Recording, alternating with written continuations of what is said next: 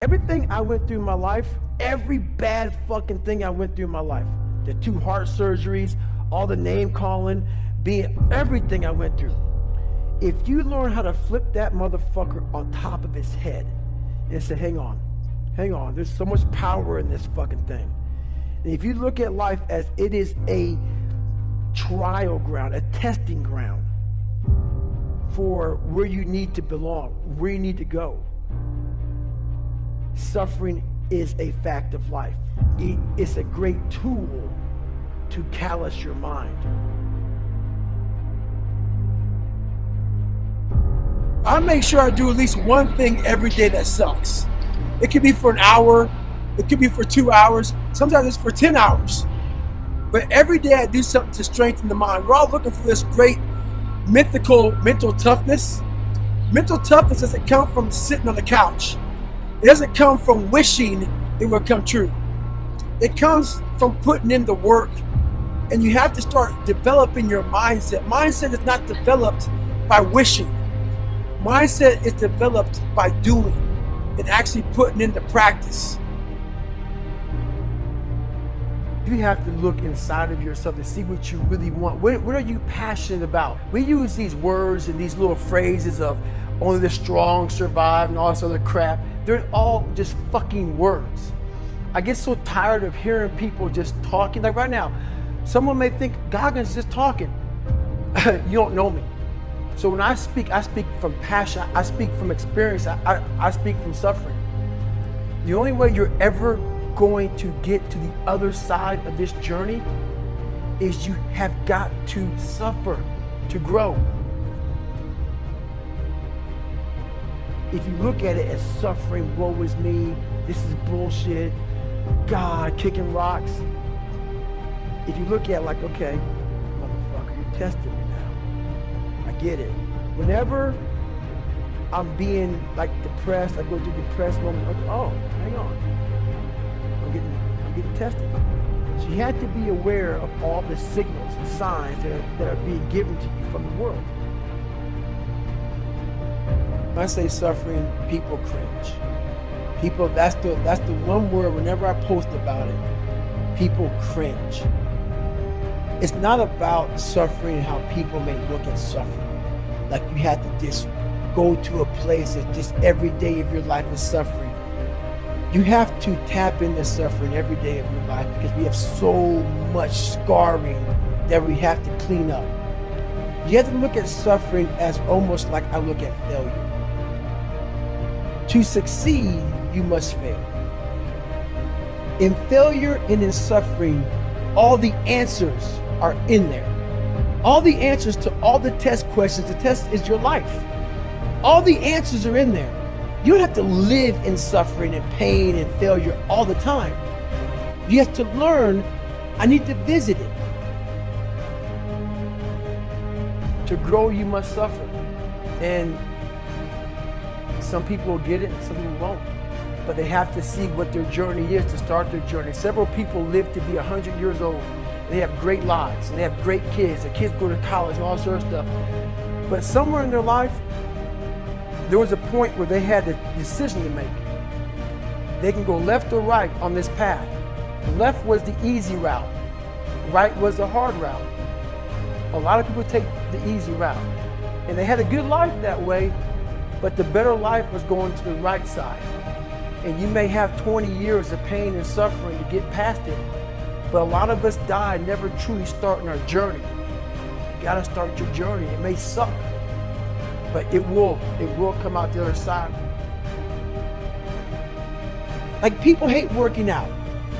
You're only gonna visit working out maybe an hour a day. 23 other hours of the day, you're not in it. But how you become in shape is you must visit suffering, visit working out 1 hour a day. Visit suffering 1 hour a day. Visit your past failures 1 hour a day. The relationship with it is the answers are in there. They are in there. Go into the suffering. Go into the pain of your life and say, why did this suck for me so bad? Why am I afraid of all this stuff? Why have I shut down the whole world? I guarantee I'll tell you why you shut down the whole world. It's in these nooks of the suffering within your brain, in the scarring, are all the answers to why you are on the couch feeling sorry for yourself. Don't look at it as every day I suffer. Go into it an hour a day. Learn from yourself, learn from life, learn from your failures, learn from your insecurities, learn from your self-doubt. What makes you afraid of it? Study it. That's why I studied my mind. Why I became so powerful in the mind, because I realized I was weak. So instead of running away from the mind, I dove into it and said, what is making me weak? Oh, this makes sense. I came from hell. I came from a place that beat me down to nothing, which is why I'm afraid. All this makes sense. So systematically, one by one, I went back and met every single person in my mind, every situation. I went one-on-one with them again in my mind and said, okay, let's now revisit this. And that's how you do it. Your mind chooses the path of least resistance. Your mind has the ultimate tactical advantage over you. It knows what scars you. It knows your fears. It knows your insecurities, and it protects you. The brain has the tactical advantage over you. It knows, and it keeps you away from all that. That's why it says, don't jump out of an airplane. Don't go in the ocean where there's sharks. It's a protective mechanism. Don't go back to the place where your dad beat the shit out of you in your mind. Don't go back. The brain protects you, but protects you so much, it doesn't allow growth. So the brain is an amazing thing, but the brain controls you. You must control it. You must take power over your own mind, or your mind will guide you into all the soft places that your brain wants to live in. Your brain has enough information. It doesn't want to go through that process of mind hardening. It doesn't want to do that.